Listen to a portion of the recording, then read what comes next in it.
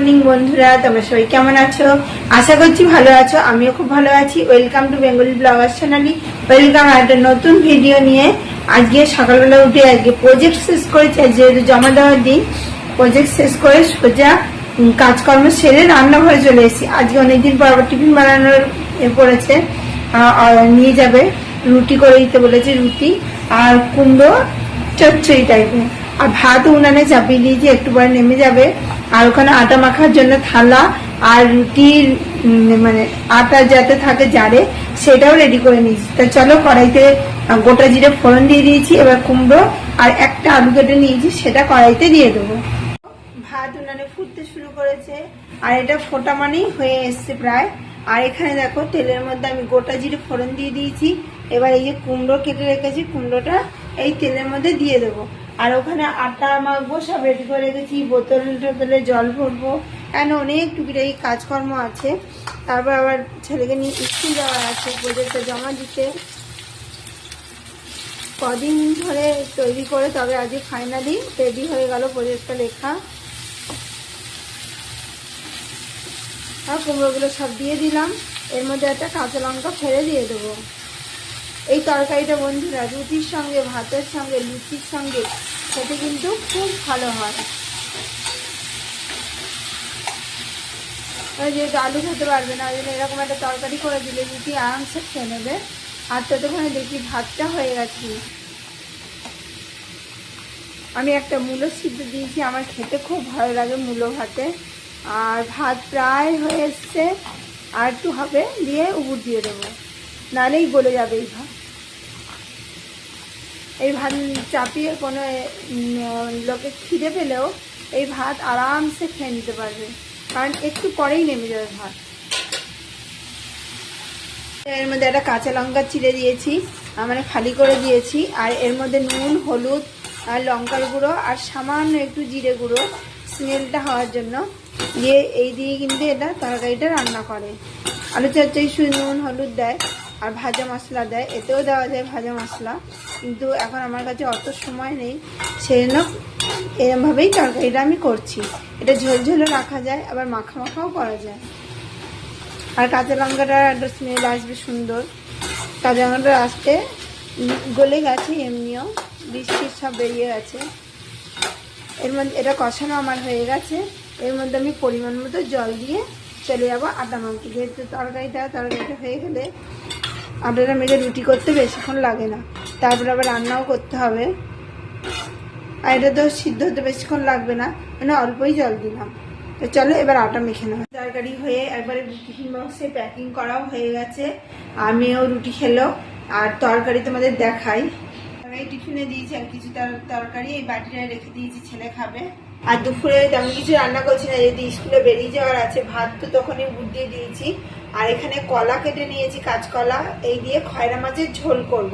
এখানে বাটিতে মাছ ভেজে রাখা আছে, আর কালকে একটু পাতুরি আছে, হয়ে যাবে। পরে আবার দেখা যাবে কিছু করতে পারি নাকি।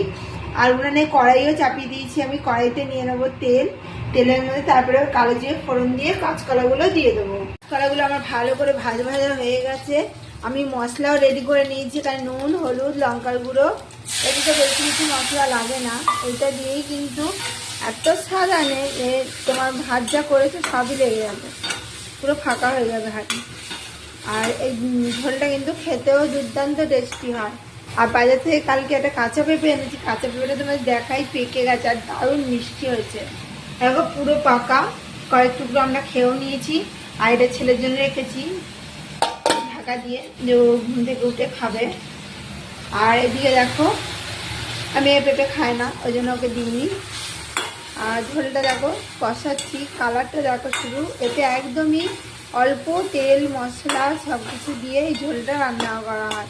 বেশি মাছ নেইও, এক বেলার মতো মাছ আছে, খয়টা ভেজে রেখেছিলাম। আর এ বেলাটা কোনো রকম হোক, তারপর ওবেলা দেখা যাবে, যা হোক কিছু একটা করবো। কালারটা দেখো শুধু বন্ধুরা, নুন হলুদ লঙ্কার গুঁড়ো আর কিছুই নেই, নুন হলুদ আর লঙ্কার গুঁড়ো, এই 3 মশলাই কামাল করে যায়। এতে আর কিছু মশলা লাগে না। আর একটুখানি জল দিয়ে দেবো। আমি বাটিটা ধুয়ে জলটা নিয়ে নেব, দিয়ে আবারও কিন্তু কষাতে লাগবে। আর যত কষানো হবে তত বেশি কিন্তু ঝোলের স্বাদটা কিন্তু বাড়বে। 2 থেকে 3 মিনিট তো কষাতেই লাগবে, ভালো করে নেড়ে চেড়ে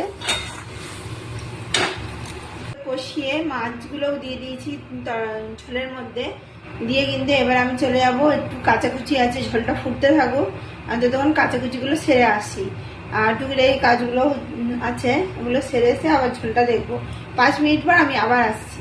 কোনো রকম রান্না বান্না সেরে চলে গেছিলাম ছেলেকে নিয়ে স্কুলে বললামই তোমাদের কদিন ধরে যে প্রজেক্টটা করছিলাম সেটা জমা দেওয়ার ছিল। গিয়ে শুনছে বাংলাটারও জমা দেবে, বাংলাটা তো হয়নি, কটা করা হবে, সেজন্য বাংলাটা হয়নি, সংস্কৃতটা জমা দিয়ে আসা হয়েছে, বাংলাটা আবার পরে দেওয়া হবে। এসে বাসন কোসন মাজলাম, ঝোলটা তোমাদের করে আর দেখানো হয়নি, একবেলারই ঝোল হয়েছিল, খাওয়া দাওয়া হয়ে গেছে। আর বাসনগুলো মেজে নিয়ে এলাম, এখন ছেলে এসে খেলো, আমি দুটো খেলাম। দেখো বাসন মেজে নিয়ে এলাম, বাসনগুলো এবার এই ঝুড়িটার মধ্যে গুছিয়ে রাখবো। আর আটাটা ভাবছি একবারে মেখে রেখে দেবো, যেহেতু অনেকটা রাত করে আজকে ফেরা, সেই জন্য আটাটা ভাবছি মেখে রেখে দেবো। আর চলো বাসনটা গুছিয়ে নিই। এলাম পড়তে দিতে যাওয়ার আগে আটাটা মেখে রেখে গেছিলাম, সেই জন্য তাড়াতাড়ি রুটিটা আমার হয়ে গেছে। আর আজ তাড়াতাড়ি একদম তাড়াতাড়ি রুটি হয়ে গেছে, রুটি করে রেখে দিলাম। আর ভাতও করলাম একটু, কারণ বড় রুটি খাই, আমরা সব ভাত খাই, মানে ভাতও একটু করেছি, রুটিও করেছি। আর তরকারি রাতে আবার করলাম সোয়াবিনের তরকারি, চলো তোমাদের দেখা। এটা এখানে রেখেছি, আর এখানে দেখো সোয়াবিনের পাতলা ঝোল করে তরকারি করেছি। আর এখানে আছে রুটি, পিঁপড়ে ধরে, এখানে অনেকগুলো রুটি আছে, রুটিও করেছি, আর সাথে সোয়াবিনের তরকারি। আর ছেলেকে আনতে চলে যাব, ছেলেকে এনে ঠেনে তারপরে সব খাওয়া দাওয়া হবে। আর এখন বাসন মাজাও আছে, বাসনগুলোও মাজবো, মেজে ঠেজে রেখে তারপরে যাবে। এসে জল ভরলাম, অনেকগুলো কাজ সারলাম।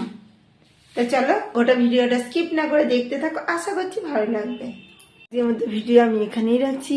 আমার ভিডিও যদি ভালো লেগে থাকে অবশ্যই চ্যানেলটা সাবস্ক্রাইব করবেন, লাইক কমেন্ট শেয়ার করতে ভুলবেন না।